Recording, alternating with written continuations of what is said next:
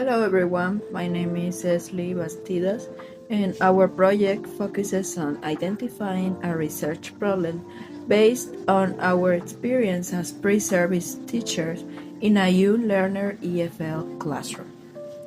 Well, during our teaching practice we noticed two recurring situations. First, students who were usually active during games, songs, and communicative activities became passive during grammar-focused lessons, especially when grammar was taught through explicit explanation and controlled practice. Second, many students showed low confidence when speaking English.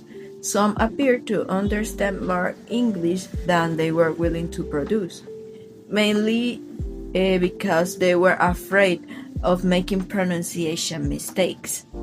At first, these seemed like two different problems. However, after reflecting on our experience and reviewing the literature, we understood them as connected aspects of one research problem. Our main idea is that traditional accuracy-focused grammar in instructions might provide few opportunities for low-pressure oral communication.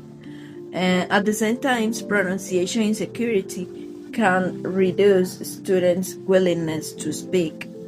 Therefore, we became interested in exploring whether communicative and low-anxiety activities, such as structured games and guide pair work, could support both grammar engagement and speaking confidence.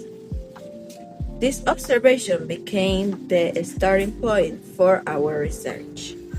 Hello everyone, my name is Maria Jose Contreras Quintero, and we consider this problem significant from pedagogical, psychological, and practical perspectives. Pedagogically, the segment during grammar lessons can influence a student's attitudes toward English from an early age, and with Lilich and Brattox found that game-based grammar produced better outcomes and more positive attitudes among young learners than traditional methods. From a physiological perspective, speaking confidence is also important. With McIntyre, it explained that willingness to communicate is influenced by factors such as self-confidence and anxiety. When students avoid speaking because they fear making mistakes, they lose opportunities to practice. And this connection is also supported by Ali Morad and Adid, who found that pronunciation anxiety negatively affects learner willingness to communicate. Based on these ideas, our purpose is to examine how young learners' oral participations and pronunciation confidence may be affected when grammar introductions move from discontextualized occurrence first approach toward communicate and low anxiety speaking activities. We are not assuming that these activities will automatically solve the problem. Instead, we want to investigate whether this pedagogical change could address both students' disengagement and their speaking confidence difficulties. Hello, my name is Sebastián Garrido Garcia. Our research could contribute to knowledge by connecting two areas that are often studied separately: game-based grammar instruction and speaking anxiety or pronunciation confidence. Previous research has shown that communicative and game-based activities can improve engagement with grammar. Other studies have examined pronunciation anxiety and willingness to communicate. However, these areas have not always been connected, particularly in young learner classrooms. For example, Fitleani and Lily Gambraidos provide evidence about the value of communicative and game-based grammar activities. Meanwhile, Lepore and Ali Morad and Adib provide evidence related to pronunciation and willingness to communicate. Our proposed research would bring these perspectives together in one classroom context. In terms of contributing to practice, the research could be useful for teachers who experience similar situations. If communicative grammar activities prove effective, teachers could use structured games, pair work, and other low-anxiety tasks to provide more opportunities for students to practice English. We also used 4 guiding questions to move from the classroom problem to a possible research topic. First, what problems do we face in our teaching practice? We identified the students' disengagement during grammar-focused lessons. Second, what problems do our students face in learning English? We identified low speaking confidence and fear of making pronunciation mistakes. Third, what research could we conduct to address one of these problems?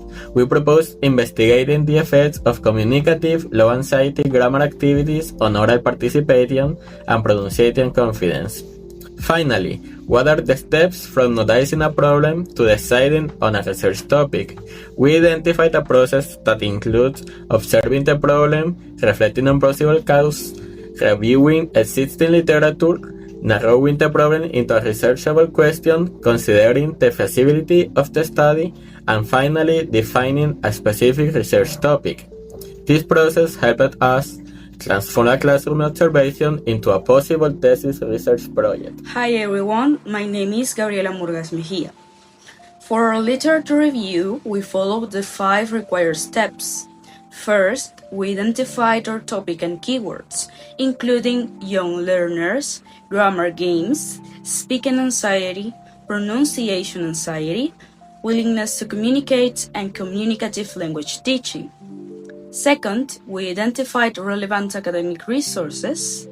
We consulted 4 databases that were ERIC, ResearchGate, Semantic Scholar, and SSRN. We also consulted 2 academic journals and 2 institutional repositories. Third, we conducted searches using different combinations of our keywords, gradually moving from broader searches to more specific ones. Fourth, we classified our sources as primary or secondary. We selected 7 sources, 4 primary and 3 secondary. The primary sources were Fitriani, 2018, Lilik and Barthos, 2019, Lepore, 2014, and Ali Murad and Adib, 2022. The secondary sources were McIntyre et al., 1998, Paraguas, 2025, and Jacob and Yunus, 2019. Finally, we evaluated each source according to its relevance to our research problem. The primary sources support the 2 main dimensions of our topic, grammar engagement and speaking confidence. The secondary sources provided theoretical and synthesized perspectives that helped us understand these findings.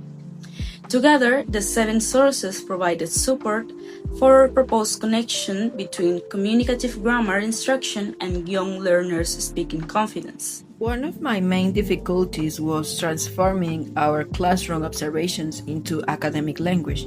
We had to move beyond simply describing what students were doing and explain why those observations could represent a research problem. For me, the main challenge was narrowing the topic. We had several related ideas, but we needed to select a specific relationship between grammar instructions, oral participations, and pronunciation confidence. My main difficulty was connecting grammar disengagement and speaking confidence. The literature helped us to understand that these problems can be connected through communicative opportunities, confidence, and willingness to communicate. For me, the most difficult part was the literature review. We had to find relevant academic sources, classify them, evaluate their contribution, and verify the information and links. Overall, this project helped us to understand how classroom observation can become the starting point for educational research. We learned that defining a clear and specific problem is essential before developing a research project. We also learned how research can connect classroom practice with academic knowledge. and potentially provide useful information for teachers. Finally, the literature review helped us identify evidence supporting our research focus and a possible connection between grammar instruction and speaking confidence. And with that, we finish our video. Thank you very much for watching.